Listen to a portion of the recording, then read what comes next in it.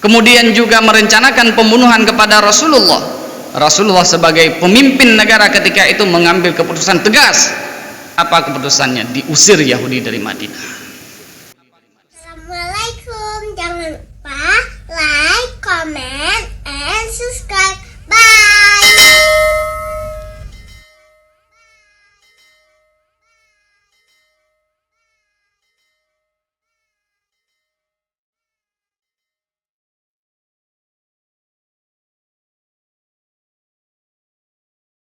Assalamualaikum warahmatullahi wabarakatuh. Alhamdulillahi thumma alhamdulillah. Alhamdulillahi hamdan yuwafi ni'amahu wa yukafi'u mazidah. Ya Rabbana lakal hamdu kama yanbaghi li jalali wajhikal karimi wa 'azimi sultanik. Allahumma salli wa sallim wa barik ala sayyidina Muhammad wa ala ali sayyidina Muhammad salatan wa salaman daimaini mutalazimaini ila yaumiddin, amma ba'd. Pertama-tama puji dan syukur mari sama-sama kita sampaikan kehadirat Allah Subhanahu wa ta'ala, yang mana oleh Allah telah memberikan kepada kita berbagai macam nikmat dan karunia. Di antara sekian banyak nikmat dan karunia Allah Subhanahu wa ta'ala, terdapat dua nikmat yang sangat besar yang diberikan oleh Allah kepada kita, yaitu nikmat iman dan nikmat Islam. Atas dasar dua nikmat ini pula, maka dengan izin Allah Subhanahu wa ta'ala, kita telah berhadir pada pagi yang sangat mulia ini ke rumah Allah untuk melaksanakan salah satu perintah Allah Subhanahu wa ta'ala, yaitu melaksanakan salat subuh secara berjamaah. Kemudian salawat dan salam tidak lupa senantiasa kita kirimkan kepada baginda Nabi besar Muhammad sallallahu alaihi wasallam, yang telah membawa manusia daripada alam jahiliyah kepada alam Islamiyah, daripada alam kebodohan kepada alam yang penuh dengan ilmu pengetahuan, daripada alam menyembah berhala Allat wal Uzza kepada alam menyembah Allah Azza wa Jalla. Juga tidak lupa salawat dan salam senantiasa kita kirimkan kepada keluarga dan sahabat Rasulullah sallallahu alaihi wasallam yang telah seiring, sebahu, seayun, selangkah bersama Rasulullah dalam menyampaikan kalimat tauhid la ilaha illallah Muhammadur Rasulullah. Salam ta'zim, penghormatan kami terutama sekali kepada Tunku Imam Masjid beserta dengan seluruh perangkat dan panitia masjid. Salam ta'zim, penghormatan kami kepada para alim ulama, tokoh masyarakat, para cendekiawan yang di kemasjidan getanyonyo yang sangat getanya cintainya. Salam ta'zim, penghormatan kami kepada seluruh hadirin dan hadirat sidang jamaah subuh yang dirahmati oleh Allah Subhanahu wa ta'ala. Hadirin yang dirahmati oleh Allah Subhanahu wa ta'ala, dalam beberapa hari terakhir memang sebenarnya banyak tema yang bisa diangkat dalam khutbah, dalam ceramah-ceramah, tapi nampaknya tidak sopan dalam beberapa hari terakhir ini jika kita menyampaikan ceramah ataupun khutbah yang itu jauh daripada apa yang sedang terjadi di Palestina sana, di mana saudara-saudara kita di sana dibantai dengan begitu brutal, sampai pada kemarin jumlah warga muslim yang meninggal di sana itu telah mencapai lebih dari 7.000 nyawa, di mana 3.000 diantaranya adalah anak-anak, 1.500 yang lainnya adalah para kaum perempuan, dan 300 orang diantaranya adalah para lansia, orang tua. Maka berangkat dari itu, hadirin yang dirahmati oleh Allah Subhanahu wa Ta'ala, mungkin barangkali tema tentang Palestina sudah sering kita dengar dalam beberapa hari terakhir, tapi ini terpaksa hal ini kita angkat kembali untuk menghargai saudara-saudara kita yang ada di sana.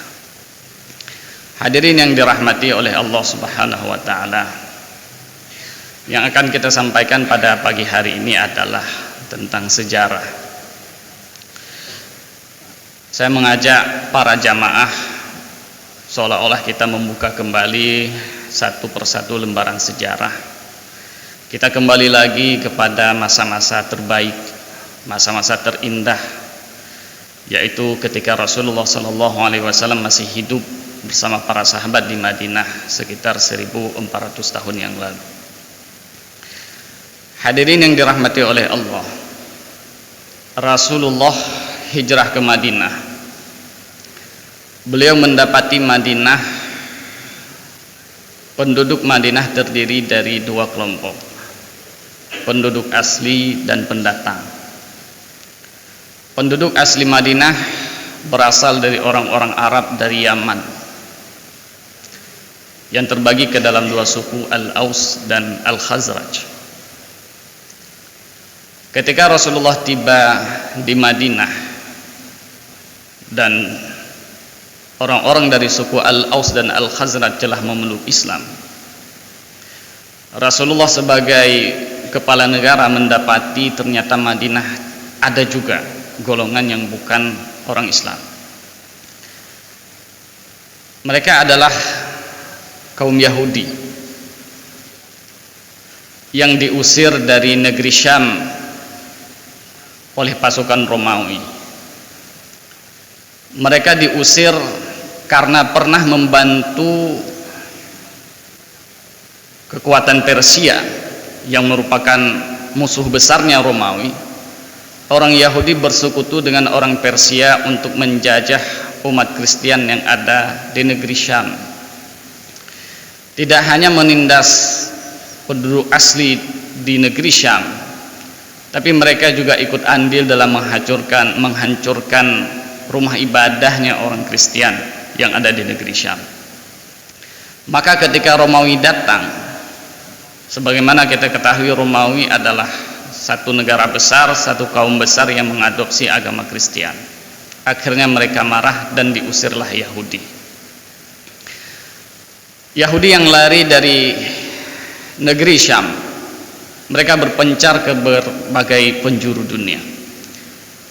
Salah satunya mereka singgah di sebuah kota yang bernama Yathrib, yang hari ini kita kenal dengan Madinah Al-Munawwarah.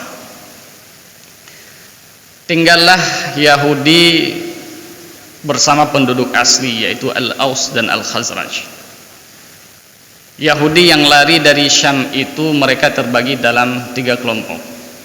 Yang pertama Bani Quraidah, Bani Qainuqa, kemudian Nadir, kemudian Bani Quraidah. Apa yang dilakukan Yahudi ketika sampai di Madinah? Untuk menjaga eksistensi dan kekuatan Yahudi supaya mereka tidak terganggu di Madinah, mereka menciptakan konflik lokal antara Al-Aus dan Al-Khazraj, sehingga terjadilah perang saudara antara Al-Aus dan Al-Khazraj, dan yang itu berlangsung cukup lama. Para ahli sejarah mengatakan 120 tahun perang tiada henti antara Al-Aus dan Al-Khazraj. Penyebabnya siapa? Orang Yahudi. Mereka sengaja membelah diri ke dalam beberapa kelompok. Masing-masing kelompok menunggangi satu kelompok dari warga lokal, yaitu Al-Aus, sedangkan kelompok yang lainnya menunggangi kelompok Al-Khazraj. Setelah ditunggangi kedua kelompok penduduk asli ini dibuat konflik. Ya, istilah kitanya di madba uleh dipupeh dua. Dan Yahudi tidak pernah ingin salah satu dari dua kelompok ini menang. Mereka berusaha sekuat mungkin antara dua bersaudara ini untuk selalu perang, sehingga mereka tidak ada kesempatan untuk membuat sebuah kesatuan, sehingga mereka tidak punya kesempatan membentuk kekuatan yang itu menandingi kekuatan orang-orang Yahudi. Ketika Rasulullah sampai di Madinah, Rasulullah menyadari ternyata Madinah tidak hanya ditinggali orang-orang Islam saja. Di sana ada orang Yahudi. Sudah sewajarnya sebuah negara, hadirin yang dirahmati oleh Allah Subhanahu wa taala, harus ada 3 syarat. Tanpa 3 syarat ini sebuah negara tidak disebut negara. Yang pertama, harus punya wilayah teritorial. Kemudian yang kedua, harus punya rakyat, ada warga yang menetap di atas wilayah tersebut. Kemudian yang ketiga, harus ada undang-undang. Undang-undang tujuannya apa? Supaya orang-orang yang hidup di atas wilayah tersebut bisa menjaga hak antara satu dan orang lain, dan juga untuk memastikan tidak ada satu pihak yang terzalimi, dan juga untuk memastikan bahwasanya setiap kelompok itu dapat melaksanakan kebebasannya tanpa diganggu gugat oleh orang lain. Berangkat dari itu, Rasulullah akhirnya membuat sebuah piagam, membuat undang-undang yang kita kenal kemudian dengan nama Piagam Madinah. Piagam Madinah adalah kesepakatan antara Rasulullah, penduduk asli Madinah Al-Aus dan Al-Khazraj bersama Yahudi, yaitu kesepakatan untuk tinggal bersama di bawah satu atap Al-Madinah Al-Munawwarah. Ada banyak poin yang dituliskan oleh Rasulullah sallallahu alaihi wasallam.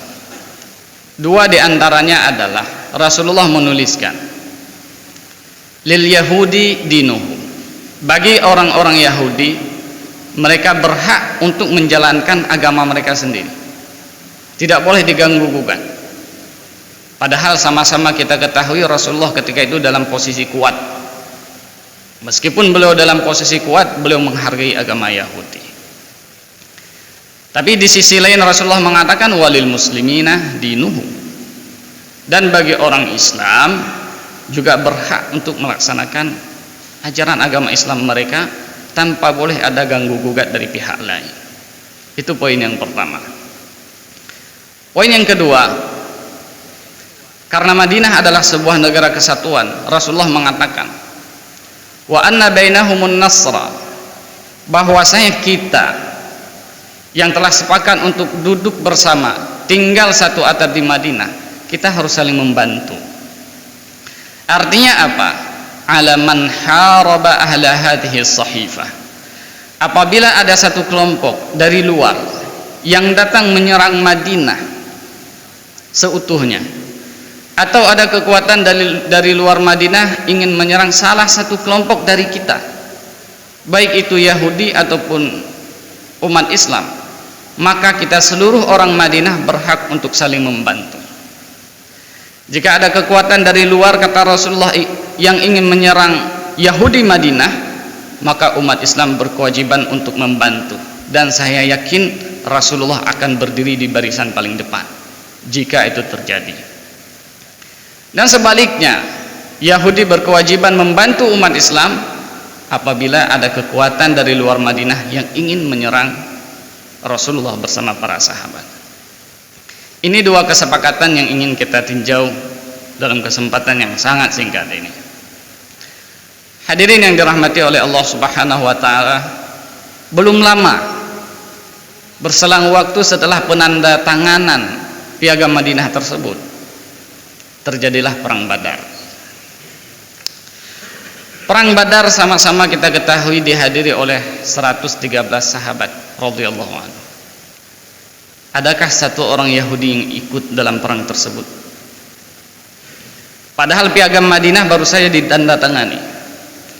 Apabila ada kekuatan dari luar Madinah yang akan menyerang salah satu kelompok dari orang-orang yang tinggal di Madinah, maka yang lainnya berhak untuk membantu, berkewajiban untuk membantu. Tapi dalam perang Badar, adakah orang Yahudi turun membantu umat Islam? Tidak ada. Bahkan para ahli sejarah mencatat, ternyata Yahudi setelah tidak memberikan bantuan kepada umat Islam dalam perang Badar, ternyata mereka juga ikut memberikan informasi tentang kekuatan umat Islam kepada orang-orang kafir Quraisy yang ada di Mekah. Sudah tidak membantu, mereka juga membocorkan informasi Rasulullah kepada pasukan musuh. Setelah perang Badar usai, Rasulullah kembali ke Madinah dengan kemenangan yang tidak pernah diprediksi oleh siapapun sebelumnya. Setelah sampai di Madinah, orang-orang Yahudi menjadi iri dengan kemenangan umat Islam di perang Badar. Mereka mulai menuliskan syair, menuliskan syair-syair yang isinya adalah mengejek Rasulullah, mengejek sahabat Rasulullah. Bahkan pada akhirnya mereka menuliskan syair-syair yang isinya itu menghina perempuan-perempuan muslimah yang ada di Madinah. Melihat sikap Yahudi yang sudah tidak bisa ditolerir, Rasulullah akhirnya datang menghadap, datang ke pasar, salah satu pasar Yahudi, yaitu pasar Banu Qainuqa. Rasulullah datang.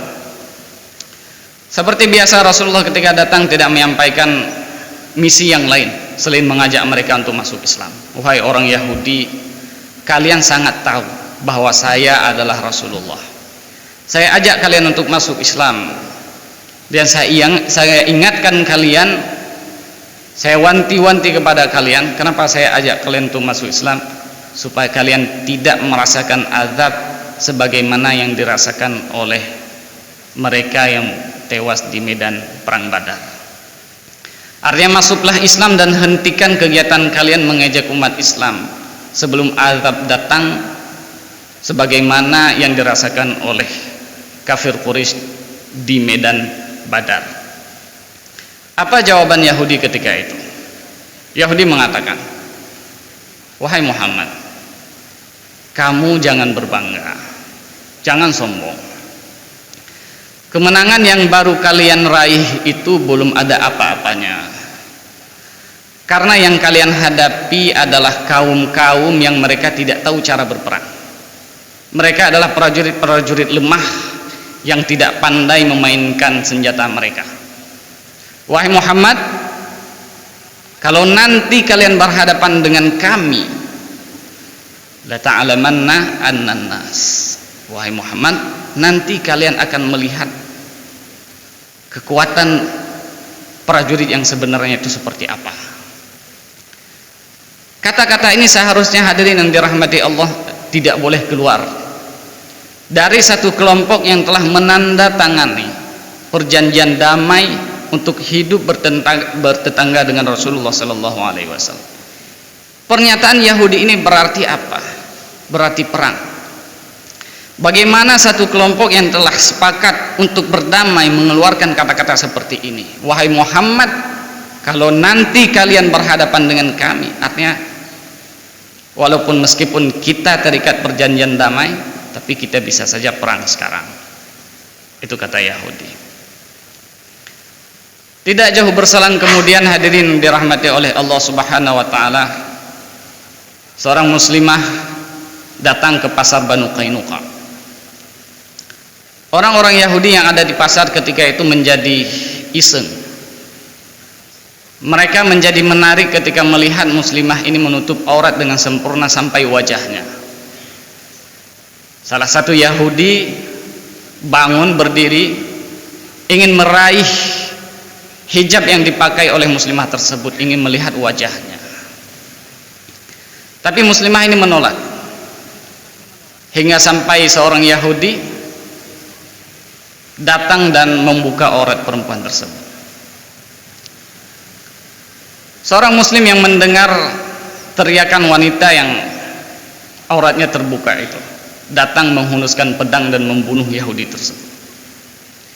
Lalu Yahudi yang lain yang ketika itu berjumlah bukan satu orang, bangun bersama-sama membunuh sahabat Rasulullah yang muslim tersebut. Ini terjadi hadirin dirahmati oleh Allah Subhanahu wa taala antara dua kelompok, antara kelompok yang telah mengatakan kami siap hidup dengan kalian, antara dua kelompok yang mengatakan bahwasanya kami siap menaati bahwasanya lil muslimina dinuhum walil yahudi dinuhum. Bagi orang Islam berhak menjalankan ajaran mereka, termasuk itu hijab, tidak boleh diganggu. Tapi Yahudi tidak pernah menganggap itu sebagai sebuah undang-undang ataupun aturan. Dalam hal agama, pernah satu hari Rasulullah Shallallahu Alaihi Wasallam sedang duduk bersama para sahabat.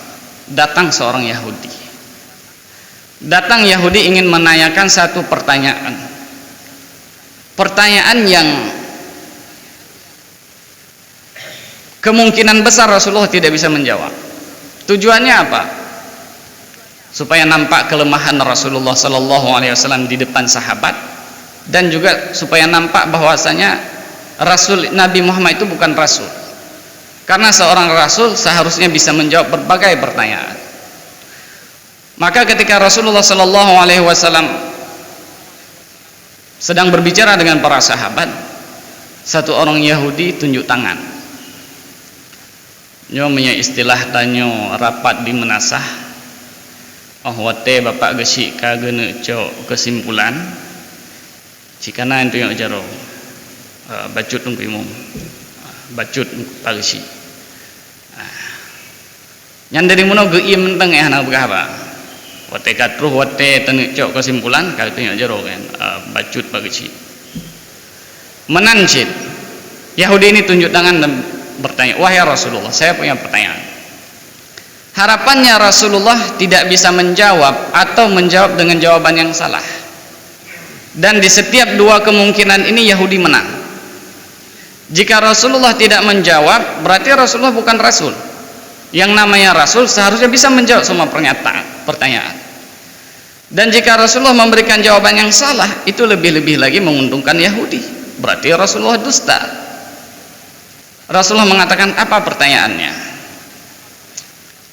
Yahudi bertanya, wahai Rasulullah, Yahudi itu dalam Al-Quran disebut dengan ahlul kitab. Mereka itu punya kitab yang isinya wahyu-wahyu dari langit. Artinya mereka punya informasi dari langit yang tidak ada di orang lain. Wahai Rasulullah,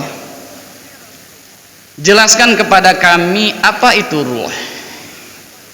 Yahudi tahu bahwasanya tidak ada satu manusia pun yang tahu apa itu ruh. Mendengar pertanyaan ini Rasulullah tidak bisa menjawab. Kemudian Jibril turun membawa wahyu. Allah berfirman dalam wahyunya, katakanlah wahai Muhammad, yas'alunaka 'anir ruh. Orang-orang Yahudi menanyakan kepadamu tentang ruh. Qulir ruhu min amri rabbi. Katakanlah wahai Muhammad, tidak ada yang tahu ruh itu. Ternyata jawaban Rasulullah membatalkan dua-dua keinginan Yahudi. Ternyata Rasulullah bisa menjawab dan jawabannya betul. Yahudi di sampingnya mengatakan, kengkaku pegah hangku bidayang kebu katanya. Rasulullah bisa menjawab dan mematahkan dua keinginan Yahudi. Beliau bisa menjawab, berarti beliau betul Rasul, dan jawaban beliau itu benar sebagaimana yang ada tertulis dalam kitab Yahudi. Di kesempatan lain hadirin yang dirahmati oleh Allah, karena gagal dengan satu pertanyaan, Yahudi membawa pertanyaan ganda. Tidak hanya satu pertanyaan. Wahai Rasulullah, saya punya beberapa pertanyaan. Kalau bisa Anda jawab, saya masuk Islam. Rasulullah mengatakan, baik. Apa pertanyaannya? Wahai Rasulullah, kami baca dalam kitab kami bahwasanya kullu ta'ami kana hillal li bani Israil, bahwasanya semua makanan itu boleh dimakan oleh Bani Israel, illa ma harrama Israilu ala nafsi, kecuali apa yang diharamkan oleh Israel yaitu Nabi Yakub kepada dirinya sendiri. Ceritanya Nabi Yakub pernah sakit sampai beliau bernazar bahwasanya, ya Allah, apabila aku sembuh nanti, aku tidak akan memakan makanan kesukaanku. Lagi tanya tengah batuk. Biasa kan takennya insyaallah masihnya menyepulih kalinya halum pim le ruko. Tapi menan pulih henteu menjan pulih ka kedai kopi tu. Ruko le segelam kopi. Yakub sakit, Nabi Yakub ketika itu sakit dan bernazar bahwasanya beliau tidak akan makan makanan kesukaannya. Apa itu? Nabi Yakub sangat suka dengan daging unta dan susu unta. Mina urang jakwaji urangnya terus gedehan, mahana kenang jib susu unta, hana jadi jakwaji, hana jadi jak umrah, yang berarti nyan pengikut Nabi Yakub. Hana masalah sih Nabi. Wahai Muhammad, kata Yahudi, makanan apa itu? Karena dalam Al-Quran tidak disebutkan.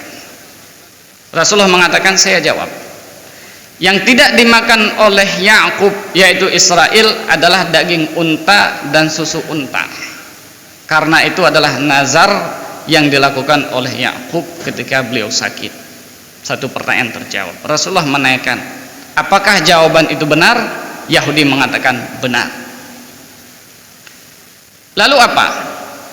Wahai Muhammad, jelaskan kepada kami bagaimana bayi itu lahir dengan jenis kelamin yang berbeda, padahal prosesnya sama.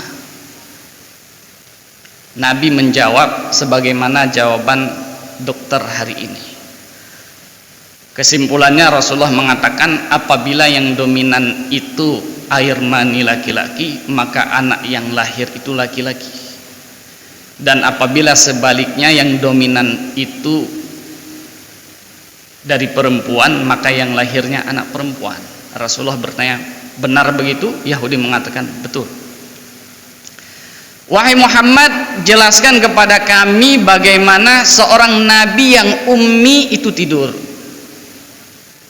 Nabi Muhammad menjawab, karena beliau betul-betul rasul. Beliau mengatakan, nabi yang ummi itu matanya tidur tapi hatinya tidak tidur. Nabi mengatakan, betul begitu? Yahudi mengatakan benar. Pertanyaan terakhir, Muhammad, siapakah nabi yang membawa wahyu? Siapakah malaikat yang membawa wahyu? Pertanyaan cukup mudah sebenarnya. Nabi mengatakan, itu sudah pasti Jibril. Mendengar nama Jibril, Yahudi mengatakan, Al-an ya Muhammad, dari setelah engkau ucapkan nama Jibril, maka kami katakan kami tidak akan masuk Islam. Kenapa? Yahudi mengatakan karena Jibril adalah malaikat yang menurunkan azab kepada kami. Yahudi punya musuh selain manusia, selain para nabi, mereka juga memusuhi para malaikat. Dalam Al-Quran Allah mengatakan, man kana aduwan lillahi wa malaikatihi wa rusulihi wa jibrila wa mikala fa innallaha aduwwul lil kafirin. Katakanlah wahai Muhammad kepada orang-orang Yahudi, man kana aduwan lillah, barang siapa bermusuhan dengan Allah dan dengan malaikat-malaikatnya, dengan rasul-rasulnya, dengan malaikat Jibril dan malaikat Mikail, katakanlah mereka tidak hanya memusuhi para malaikat, berarti mereka juga memusuhiku, kata Allah Subhanahu wa ta'ala. Mari kita lihat usaha Yahudi untuk menjatuhkan martabat Rasulullah. Padahal dalam piagam Madinah jelas tertulis, lil muslimina dinuhum walil yahudi dinuhum. Umat Islam berhak menjalankan ajaran agama dan kepercayaan. Tidak boleh ada penistaan di situ. Tidak boleh ada usaha-usaha untuk menjatuhkan agama yang lain. Begitu juga umat Islam. Dan sayangnya sejarah tidak pernah mencatat bahwasanya ada usaha dari umat Islam, sahabat Rasulullah, untuk menjatuhkan ajaran umat Yahudi. Tidak pernah. Lantas hadirin yang dirahmati oleh Allah Subhanahu wa taala. Satu hari Rasulullah datang ke permukiman Yahudi Bani Nadir karena satu keperluan yang penting. Ada seorang sahabat dalam perjalanan pulang ke Madinah, dia berjumpa dengan dua orang asing. Yang sahabat ini tidak tahu bahwasanya dua orang asing ini adalah berasal dari kabilah yang telah menandatangani perjanjian dengan Rasulullah, perjanjian damai. Sahabat ini lantas membunuh dua orang asing ini. Karena atas kesalahan ini Rasulullah terpaksa harus membayar diat atas pembunuhan yang dilakukan secara tidak sengaja itu. Rasulullah tidak punya cukup uang untuk membayar diat tersebut. Akhirnya Rasulullah datang ke siapa? Datang ke Yahudi. Karena Yahudi semenjak pertama kali datang ke Madinah, mereka langsung mencari wilayah-wilayah yang pertaniannya paling subur dikuasai oleh orang Yahudi. Jabatan-jabatan hebat di Madinah, pedagang-pedagang besar di Madinah itu orang Yahudi. Otomatis kalau kita butuh dana, butuh uang, itu kita harus datang ke orang Yahudi. Datang Rasulullah ke Yahudi Bani Nadir. Sesampai di sana Rasulullah disambut dengan sangat baik. Masya Allah, apa kami tidak salah lihat ini? Rasulullah telah datang ke permukiman kami. Masya Allah, Rasulullah, kedatanganmu membuat tempat kami ini terang benderang.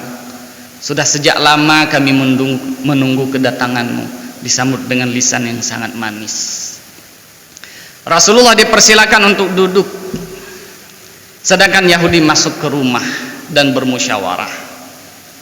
Seorang Yahudi yang bernama Hayy ibni Akhtab, pemuka Bani Nadir, mengatakan, ini orang yang kita cari-cari selama ini telah datang ke hadapan kita.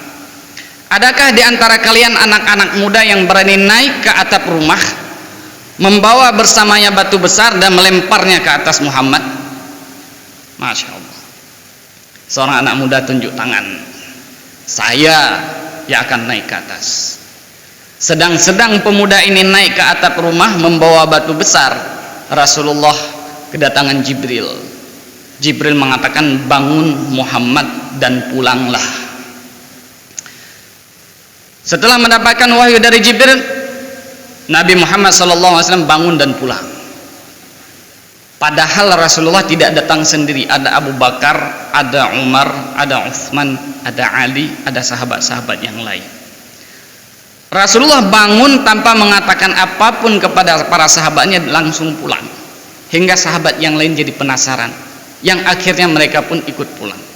Ketika berjumpa dengan Rasulullah ditanya, wahai Rasulullah, kenapa engkau tiba-tiba bangun tanpa mengatakan apapun kepada kami, lantas kembali ke rumah?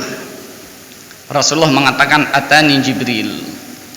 Tadi Jibril datang mengatakan bahwasanya Yahudi Bani Nadir merencanakan konspirasi pembunuhan kepada saya.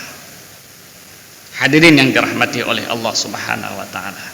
Yahudi mau mereka menandatangani perjanjian, akan tetapi menepati tidak. Atas dua kesalahan besar Yahudi ini, yang pertama menodai kehormatan seorang muslimah tadi, kemudian juga merencanakan pembunuhan kepada Rasulullah. Rasulullah sebagai pemimpin negara ketika itu mengambil keputusan tegas. Apa keputusannya? Diusir Yahudi dari Madinah. Tidak ada tempat bagi orang yang berkhianat.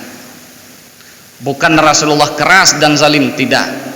Akan tetapi kesempatan telah diberikan, akan tetapi tidak ada tempat bagi orang yang berkhianat. Bukan hanya dalam Islam, dalam semua ajaran mengatakan demikian. Orang yang berkhianat tidak boleh dibiarkan. Yahudi Bani Nadir ketika itu berangkat dari Madinah, keluar dari Madinah. Sebagian mereka singgah di Khaybar, sebagiannya lagi tewas dalam perjalanan, tidak sampai ke tujuan mereka. Salah seorang Yahudi yang singgah di Khaybar adalah Hayy ibn Akhtab, yang saya ceritakan tadi, yang merencanakan konspirasi pembunuhan kepada Rasulullah. Hayy ibn Akhtab tidak terima Yahudi diusir dari Madinah karena tidak punya kekuatan yang cukup, tapi beliau punya kelicikan yang lebih di beliau. Beliau berpikir, bagaimana kalau kita kumpulkan seluruh pasukan yang ada di luar Madinah, baik itu Arab ataupun Yahudi, untuk sama-sama kita serang Madinah di waktu yang sama, dan kita bumi hanguskan Madinah bersama dengan Rasulullah dan Islam dari akarnya. Berangkat Hayy ibn Akhtab, yang pertama didatangi adalah kota Mekah. Duduk Hayy ibn Akhtab di depan para pemuka kafir Quraisy di Mekah. Hayy ibn Akhtab membuka pembicaraan dengan mengatakan, wahai orang Mekah, tidakkah kalian kesulitan dengan keberadaan Muhammad di Madinah? Orang Mekah mengatakan, benar, kami sangat sulit. Sulit dalam hal apa? Sulit dalam hal perdagangan. Orang Mekah yang profesi kebanyakan orang Mekah ketika itu adalah berdagang, mereka harus mengambil dagangannya itu ke Syam, dan untuk sampai ke Syam kemudian pulang lagi dari Syam ke Mekah, mereka 2 kali harus melewati Madinah. Keberadaan Rasulullah di Madinah ancaman besar bagi kafir Quraisy di Mekah. Hayy ibn Akhtab mengatakan, tidakkah kalian berencana untuk membersihkan jalan dari Muhammad dan sahabat-sahabatnya? Orang kafir Quraisy ketika itu mengatakan, betul. Ini tawaran yang luar biasa. Kemudian Hayy ibn Akhtab melanjutkan godaannya, wahai kafir Quraisy, tidakkah kalian punya keinginan untuk membalas dendam kekalahan kalian di perang Badar? Nah, ini pun betul. Kafir Quraisy yang kalah dalam perang Badar diberikan kesempatan sekali lagi untuk mengalahkan Rasulullah, dan kali ini tidak sendirian, dibantu dengan pasukan-pasukan yang lain. Selesai dengan orang kafir Quraisy Mekah, Hayy ibn Akhtab datang ke Bani Ghatafan. Bani Ghatafan tidak ada urusan dengan Rasulullah, tidak ada urusan. Jalan perdagangan mereka ditutup oleh sahabat Rasulullah yang ada di Madinah, dan mereka tidak pernah berperang dengan Rasulullah. Akan tetapi Hayy ibn Akhtab, Yahudi tidak kehilangan cara dan pikirannya. Apa yang ditawarkan Hayy ibn Akhtab? Wahai Bani Ghatafan, saya telah mengumpulkan pasukan yang jumlahnya cukup besar. Maukah kalian ikut dengan kami perang melawan Rasulullah dan sahabatnya di Madinah? Bani Ghatafan mengatakan, untungnya untuk kami apa? Kami tidak ada urusan dengan Muhammad, kami tidak ada urusan jalur perdagangan kami dihalau oleh Muhammad. Apa keuntungan kami? Kata Hayy ibn Akhtab, kalau perang ini berhasil kita menangkan, setahun hasil pertanian Khaybar untuk kalian. Bahasa sekarang, pembunuh bayaran. Setuju.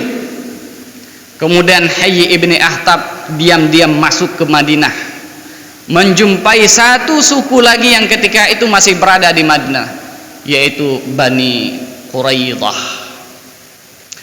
Datang Hayy ibn Akhtab menjumpai pemuka, orang paling berpengaruh dari Bani Quraidah yang bernama Ka'b bin Asad. Wahai Ka'b bin Asad, bukankah agama kita sama? Kita sama-sama Yahudi. Betul wahai Hayy. Tidakkah kalian ingin membantu kami? Betul. Ka'b bin Asad mengatakan, apa yang perlu kami bantu? Ikutlah bersama kami memerangi Muhammad. Apa kata Ka'b bin Asad? Dan kata-kata ini ditulis dengan tinta emas oleh para ahli sejarah. Ka'b bin Asad mengatakan, waihak, celakalah kamu wahai Hayy bin Akhtab. Bagaimana saya mengkhianati seseorang, walam ajid min Muhammadin illa sidqan wa wafaan. Bagaimana saya mengkhianati orang yang tidak saya dapatkan dari dia itu selain kejujuran dan loyalitas, berpegang teguh pada perdamaian yang ada. Ka'b bin Asad tidak mau. Tidak ada alasan untuk mengkhianati Rasulullah. Tidak ada satupun hak orang Yahudi yang tidak diberikan oleh Rasulullah, tidak ada alasan. Tapi Hayy ibn Akhtab tidak tinggal diam. Wahai Ka'ab ibn Asad, kalau nanti perang ini kita menangkan, bukankah ini akan menjadi kabar gembira bagi semua orang Yahudi? Ka'ab ibn Asad mengatakan, lantas kalau kalah bagaimana? Kalian sekarang berada di luar Madinah, tapi kami di Madinah. Hayy bin Akhtab mengatakan, saya jaminannya, kalau kalah nanti saya akan masuk ke benteng kalian dan mati bersama kalian. Berkumpullah pasukan dalam jumlah yang sangat besar. Kafir Quraisy di Mekah, Bani Ghatafan di kiri, Yahudi Khaybar di atas, dan ditambah lagi dengan Bani Yahudi Bani Quraidah di dalam Madinah sendiri. Hadirin yang dirahmati oleh Allah Subhanahu wa taala, ketika Rasulullah sedang berniat berdamai dengan Yahudi, hidup damai bertetangga dengan Yahudi, ternyata Yahudi tidak bisa.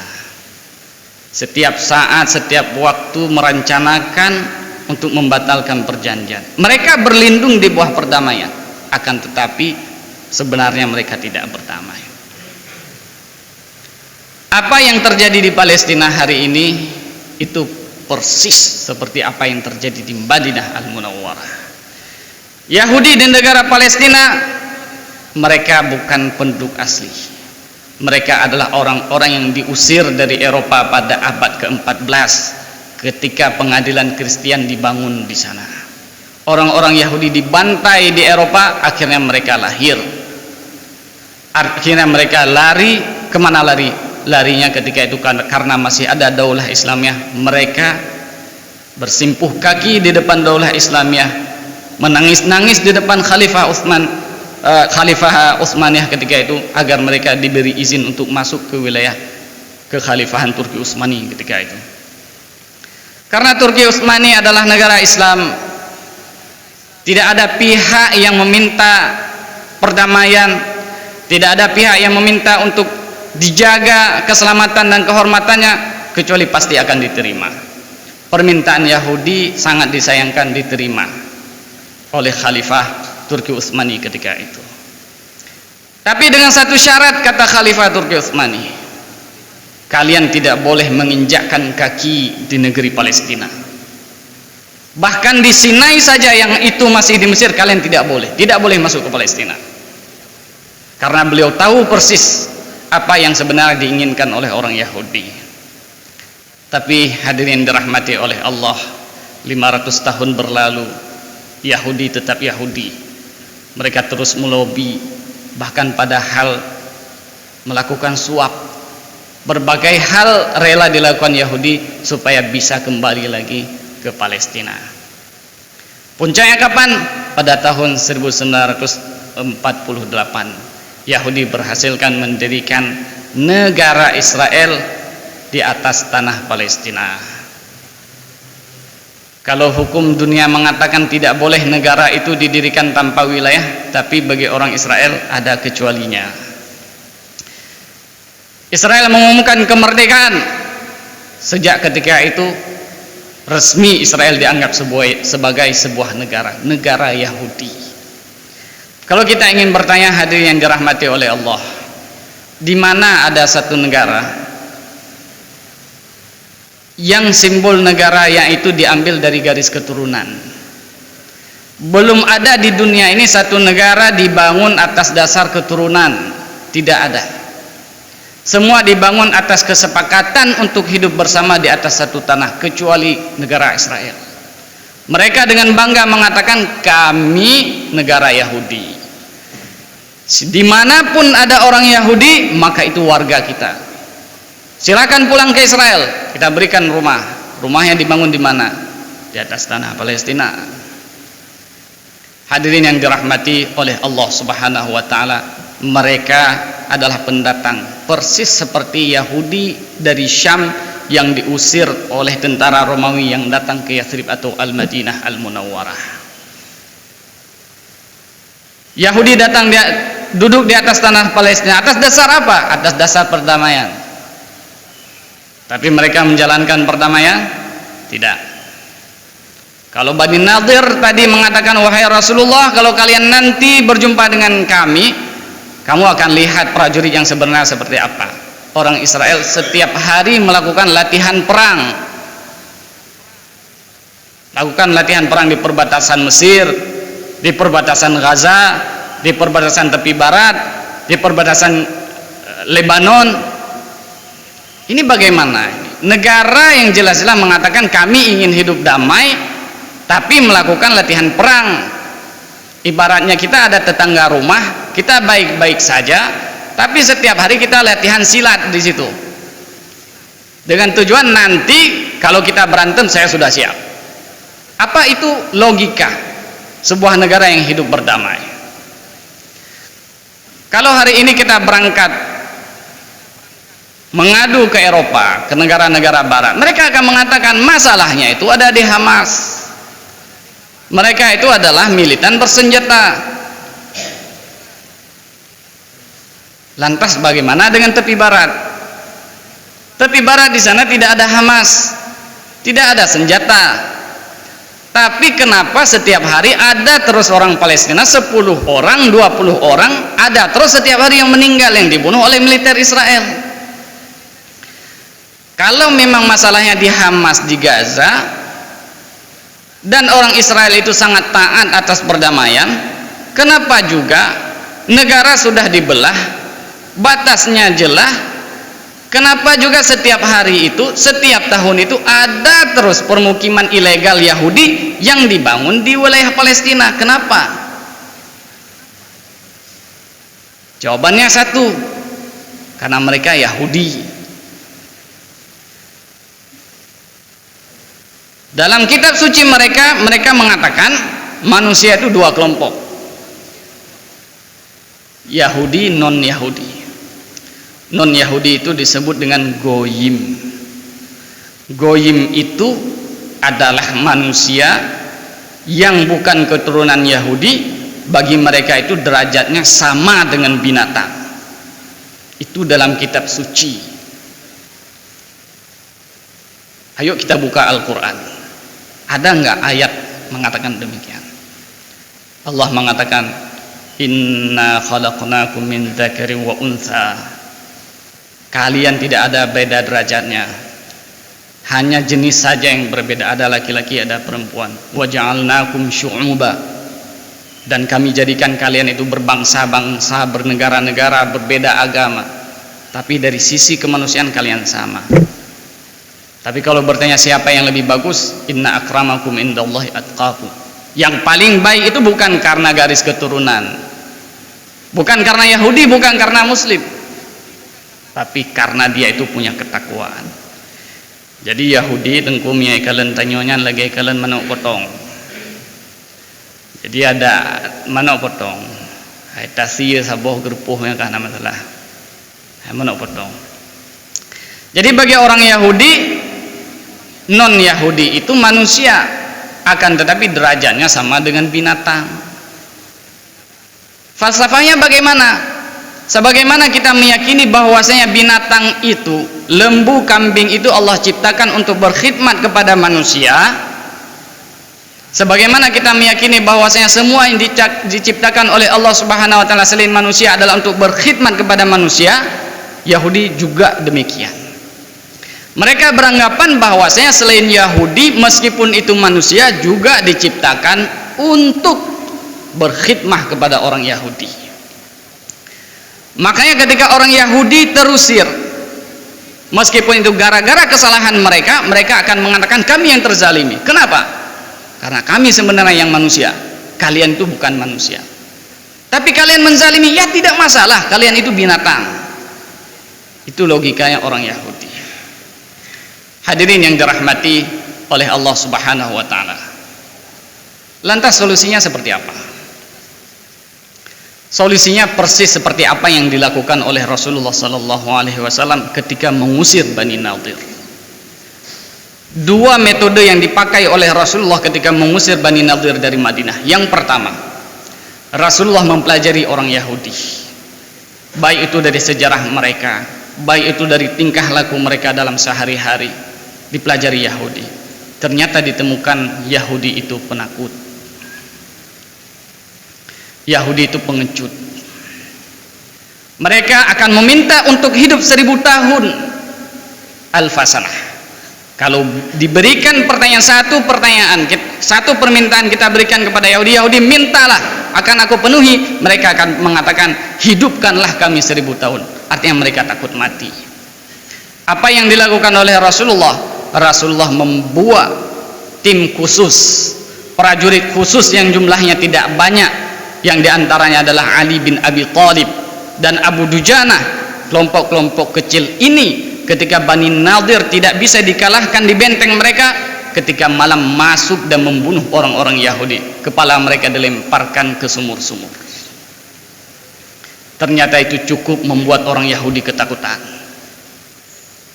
Hal kedua yang dilakukan adalah orang Yahudi sangat cinta kepada harta. Makanya kalau kita bedah, kita teliti, otak dari riba itu ada di orang Yahudi.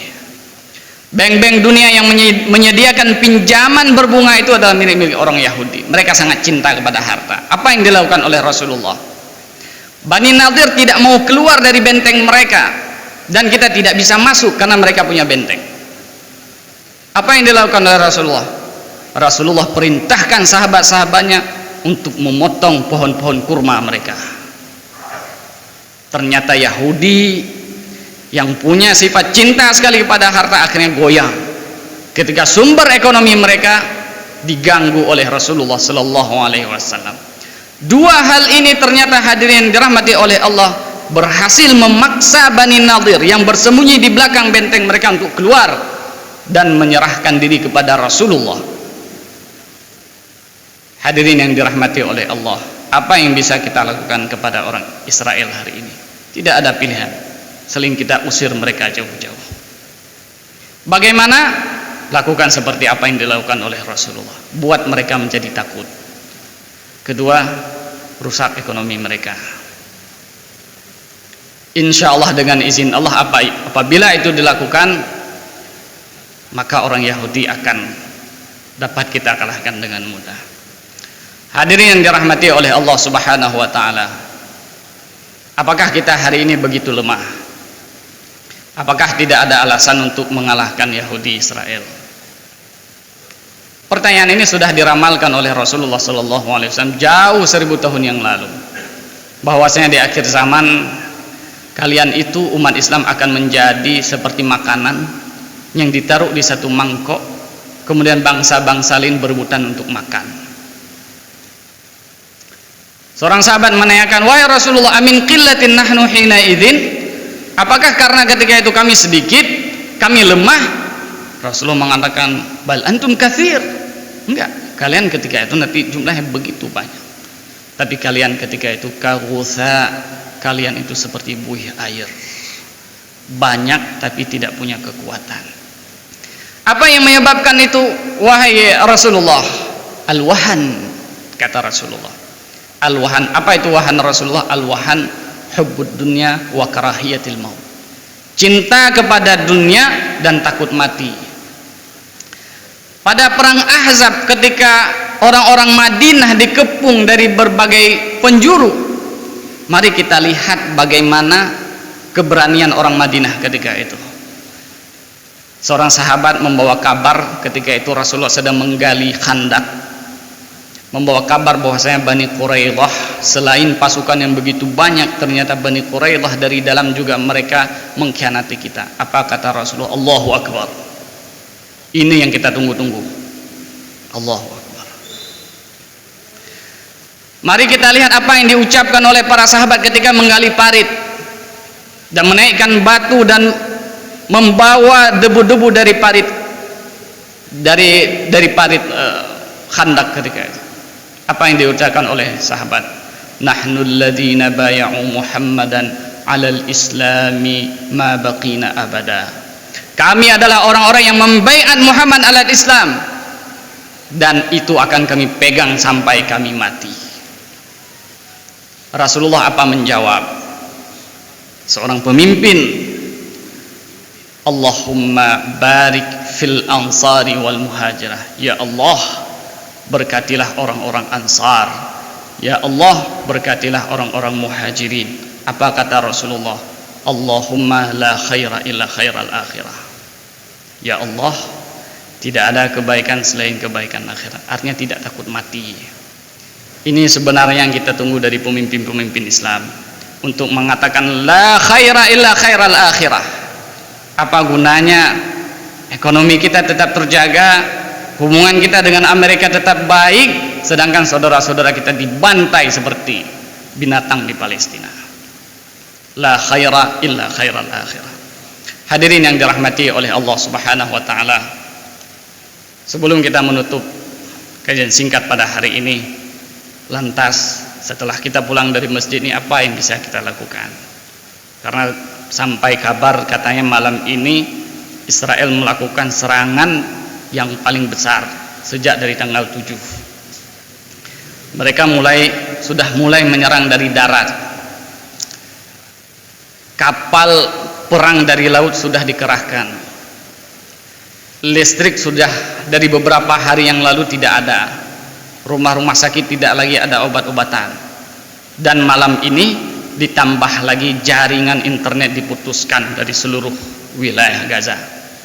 Artinya apa? Persis seperti membantai ayam dalam satu kandang. Apa yang bisa kita lakukan? Hadirin yang dirahmati Allah, la yukallifullahu illa nafsan, la yukallifullahu nafsan illa usaha. Allah tidak mewajibkan kepada kita yang di atas kesanggupan kita. Kita yang punya pena, kita yang cendekiawan, buatlah tulisan. Kita yang punya suara, punya lisan, sampaikanlah di setiap mimbar yang diberikan kesempatan kepada kita. Kita yang punya kemudahan, sisihkan sedikit kemudahan kita. Kita yang punya jabatan, gunakan jabatan itu untuk kepentingan saudara kita. Ustaz, saya tidak punya apa-apa. Kita punya doa. Al-mu'min, ad-du'a usilahul mu'min. Doa itu senjatanya orang Islam. Jangan dianggap remeh. Perang Khandak, hadirin yang dirahmati oleh Allah, tidak dimenangi dengan pedang, tapi dimenangi dengan doa. Ketika para musuh sudah berkumpul di luar Madinah ingin merencanakan serangan besok harinya, tiba-tiba tengah malam datang angin badai, datang petir. Ketika pagi tidak satupun pasukan yang bertahan di situ. Mereka semua pulang ketakutan. Hadirin yang dirahmati oleh Allah Subhanahu wa taala, semalam saya cek. Amerika setiap tahun itu mengirimkan 55 triliun rupiah untuk Israel, membeli senjata, membunuh orang-orang Palestina. Saya cek berapa orang umat Islam di dunia hari ini. Ternyata keluarnya 2 miliar orang. Bahkan 2 miliar, 37 orang. 2 miliar hadirin yang dirahmati oleh Allah. Kalau Amerika sanggup membantu keuangan Israel 55 triliun, 2 miliar orang hadirin yang dirahmati oleh Allah, apabila masing-masing muslim mengeluarkan 50.000 saja, dana yang terkumpul 100 triliun. 2 kali bantuan Amerika untuk Israel. Kondisi saudara kita di sana di Palestina seperti yang dikatakan Rasulullah, bal antum katsir. Kalian itu rame, tapi ramenya itu kawutha. Kalian itu seperti buih yang tidak punya kekuatan. Hadirin yang dirahmati oleh Allah Subhanahu wa taala, demikian ceramah singkat yang dapat kami sampaikan. Kiranya bisa bermanfaat bagi saya pribadi dan sekiranya juga bisa bagi seluruh jamaah yang dirahmati oleh Allah Subhanahu wa taala. Rabbana hab lana min ladunka rahmatan innaka antal wahhab. Rabbana hab lana min azwajina wa dhurriyyatina qurrata a'yunin waj'alna lil muttaqina imama birahmatika ya arhamar rahimin. Allahumma unsur ikhwanana al muslimin al mazlumin fi bilad Syam birahmatika ya arhamar rahimin. Allahumma unsur ikhwanana al mujahidin fi kulli makan birahmatika ya arhamar rahimin. Allahumma la tada' lana dhanban illa ghafartah wala hamman illa farrajtah wala daynan illa qadaitah wala hajatan min hawaijid dunya wal akhirati illa qadaitaha ya rabbal alamin. Allahumma ya rabbana atina fid dunya hasanah وفي الآخرة حسنة وقنا عذاب النار اللهم تقبل منا إنك أنت السميع العليم وتب علينا إنك أنت التواب الرحيم وصلى الله على سيدنا محمد وعلى آله وصحبه أجمعين أقول قولي هذا وأستغفر الله لي ولكم هدانا الله وإياكم أجمعين السلام عليكم ورحمة الله وبركاته.